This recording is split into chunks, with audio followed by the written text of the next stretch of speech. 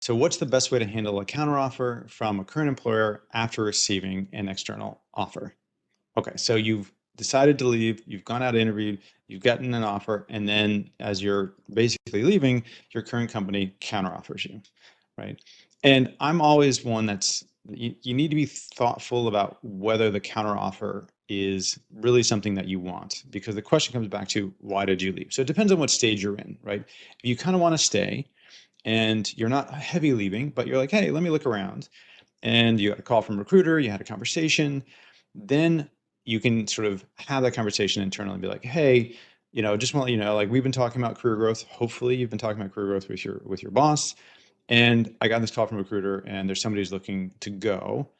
I'm looking to stay but I do want to grow. What can we do here? And if they give you a counteroffer in that scenario, you've told them you want to stay and they've given you an offer of something, yes, we want you to stay too. Here's a new role that we think you can have.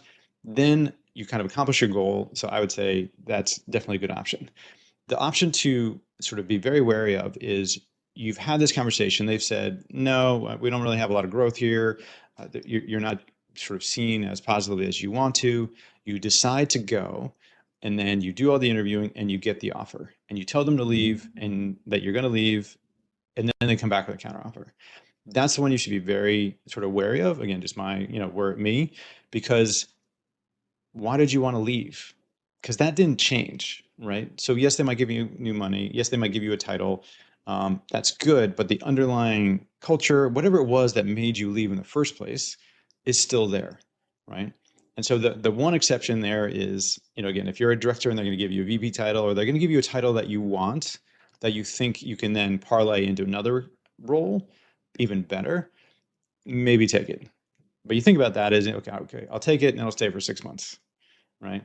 But in general, there's a reason you wanted to leave. So just because they offer you more money is not necessarily a reason to stay, unless money is your primary concern right now. Okay, you've got bills and stuff like that. Money is the primary. Okay, that makes sense. But just don't forget why you left in the first place, because that thing is still probably going to be there. And maybe you can deal with it for another 6 months. Maybe you can deal with it for another year, but that thing is probably still there. So just think deeply about it if you get a counteroffer. Not that you don't take it, but you have to have a very specific reason to take it. And it's probably a time-bound reason, right? It's not going to be the rest of your career. It's you take this thing because it got you, again, the title, this jump in comp, but chances are you're probably going to be looking around another year.